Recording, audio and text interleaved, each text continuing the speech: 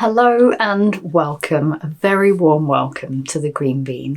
My name's Katie and this little cutie is Jack, and we're both really glad that you're here. Thank you for joining us for another episode of the Green Bean. This one is a studio chat, so I'm going to dip into various projects that I've got going on at the moment. I'm going to cover painting.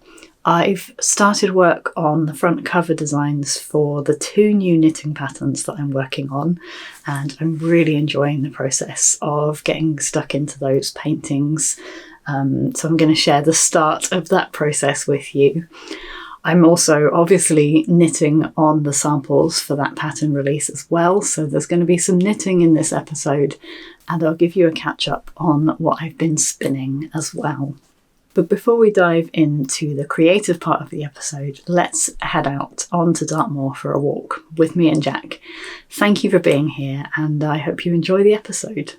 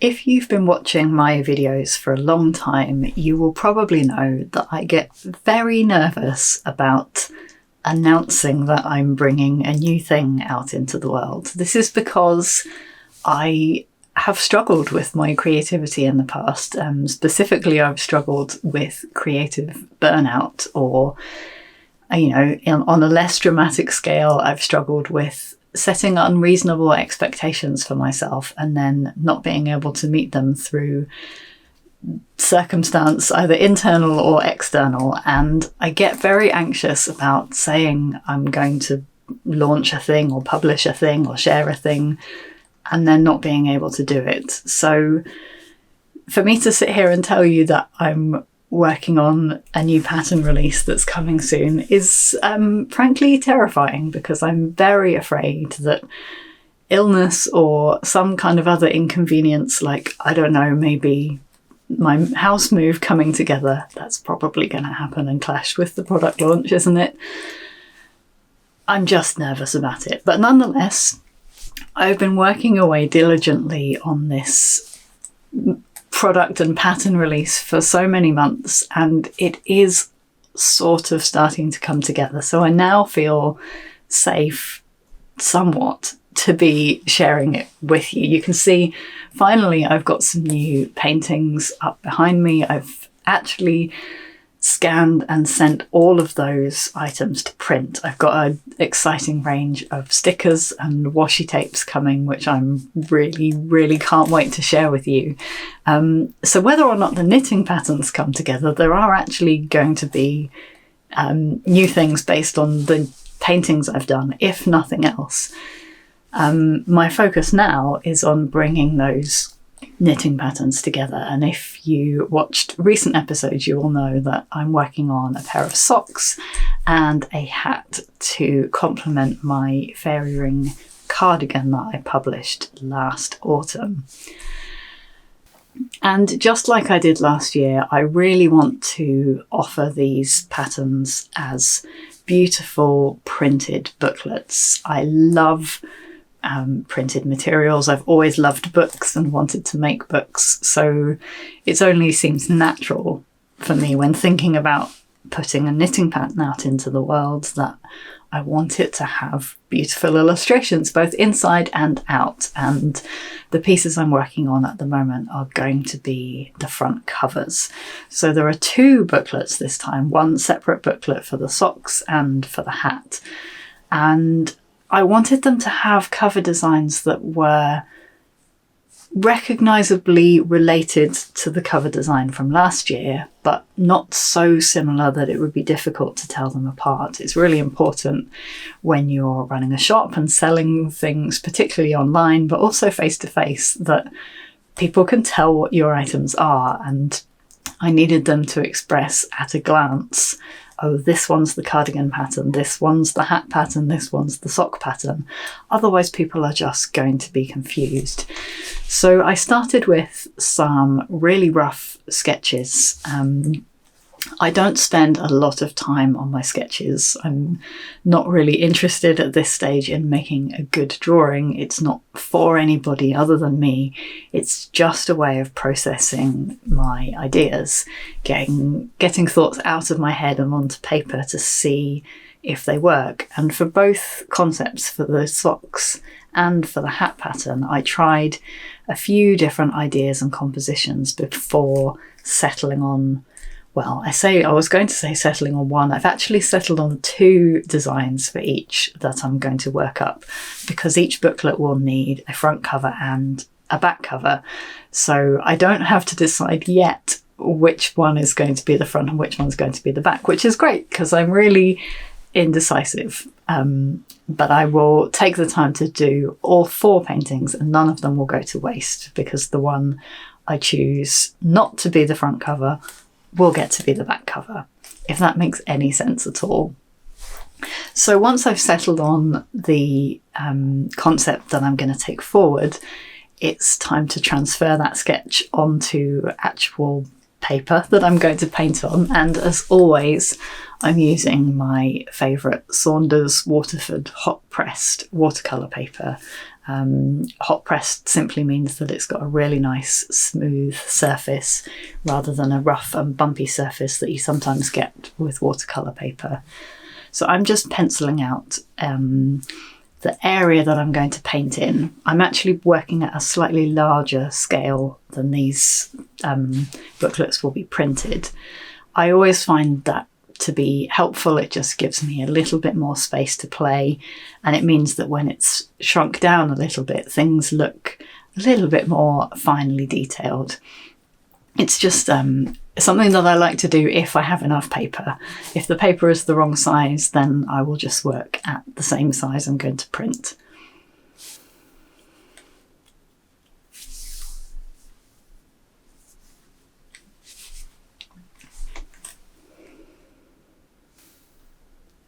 Now I've got the rough pencil outlines of these images in place, it's time to start adding some colour. And this is always the scary bit, you know, putting paint to paper for the first time when the paper's just a big expanse of white is always a bit scary. And I often have doubts at this moment. This is the moment where I'm always like, oh, I'm a terrible illustrator. Oh, I don't know if this is going to work. I can't remember how to paint. All of this kind of drama surfaces when I'm about to make that first mark. And of course, well, not of course, it depends what medium you're working with, but with gouache paints, as I'm using here, nothing is completely irretrievable. If I make a huge mark across the middle of this paper or drop a bit of paint where I don't want it to be, it's not irretrievable. I can paint over it, I can fix it up. So the purpose of making these first marks on the paper is mostly to get myself over my fear and make a start on something so that it is easier and more approachable for me to get into the actual painting.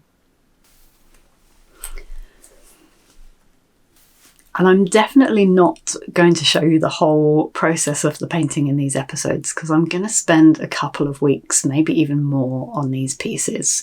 You'll see that I've decided to paint all 4 of them simultaneously.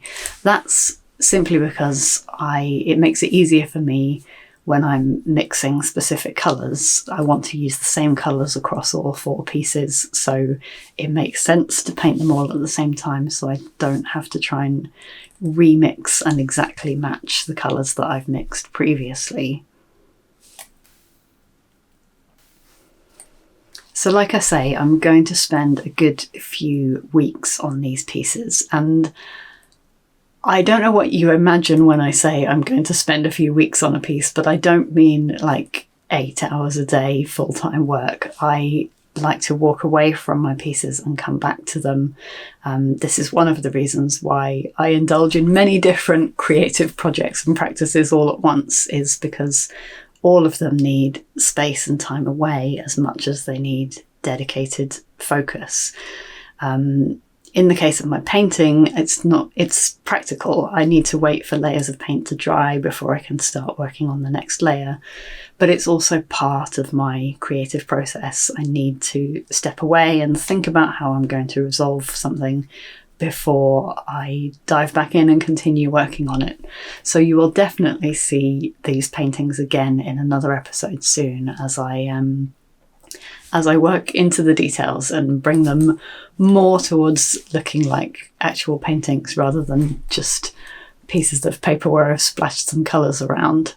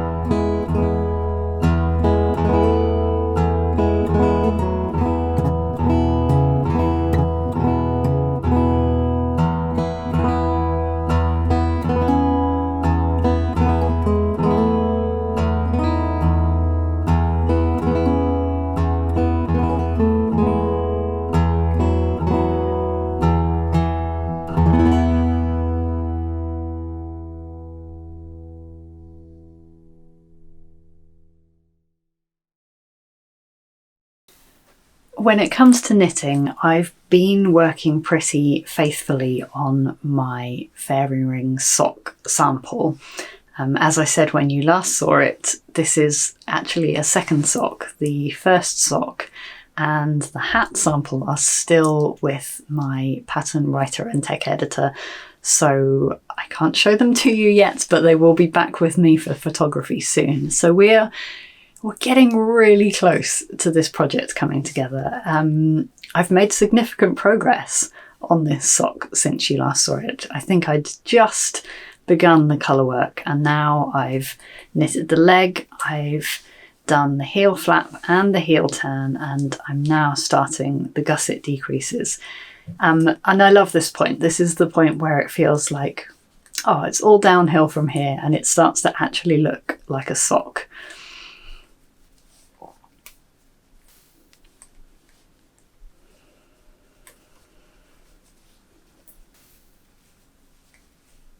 The yarn I've chosen for this design is the new Drover sock yarn from Daughter of a Shepherd, and I am completely in love with this yarn. It strikes the perfect balance of being a natural, woolly, non-superwash sock yarn, but it's also reinforced with some nylon for folks like me who do a lot of walking and are very hard on their socks. It comes in 3 undyed colours, and I'm using the darkest 2, so this mid colour at the cuff and the darker colour for the main body of the sock, with this lice colourwork pattern showing off just the tiniest bit of the lighter shade in there. Obviously there are some other yarns in here as well for the red, the white and the green. These are Exmoor Sock and Devonia from John Arbon Textiles. And I believe that lovely Rachel of Daughter of a Shepherd is going to put together some kits for these socks, which I'm really excited about. I love the idea of a kit for little mushroom socks, especially because it uses such small amounts of these colours. To be able to buy little mini skeins in a kit makes sense, rather than having to buy a 50-gram skein just to make a few mushrooms.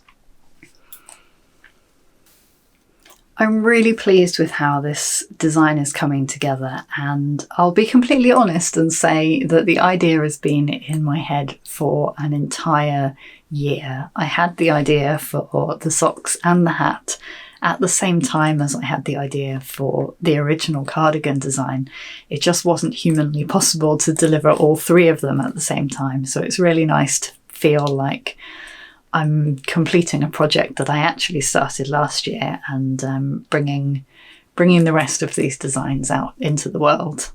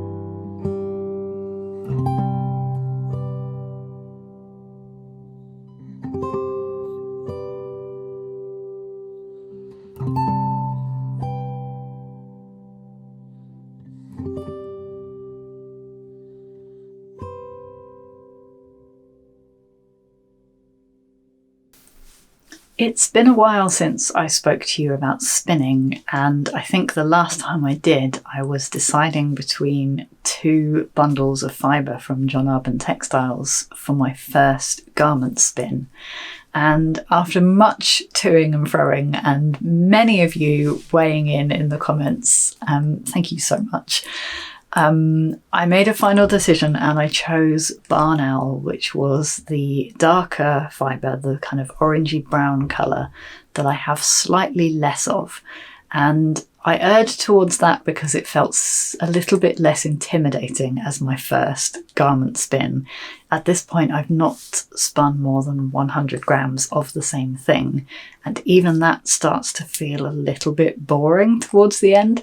So I'm very nervous about starting work on such a big spin and what I'm going to do when I get frustrated. I begin to understand how people end up with multiple spinning wheels in their lives, because that must solve the problem of what to do when you get bored with a particular project. I will not be able to do that. I just have my espinner, and I will be getting to work on my Barn Owl. I started by spinning a couple of samples, these 2 tiny mini skeins that I'm looking at. I spun one of them true worsted, short forward draw, and one of them from the fold, just to compare the 2 methods directly on the same fibre. And I far and away prefer the one that I spun from the fold. It feels more lively and lighter and full of air. However, I don't love one thing that the colour is doing. There is this large streak of peachy orange in the tops. And when I'm spinning from the fold, it really accentuates that. Whereas if I spin it true worsted, it blends that peach in with the other fibres a little bit more. That peach is really standing out when I spin from the fold. So actually, I'm not doing much spinning at all at the moment, and spending a bit of time preparing my fibre. So one of the things I want to do is separate the fibre I have into 3, because I intend to spin a traditional 3-ply. So I'm separating what I've got into 3 quantities, which I'll spin onto separate bobbins. And while I'm doing that, I'm taking a bit of time to redistribute the colours a little bit.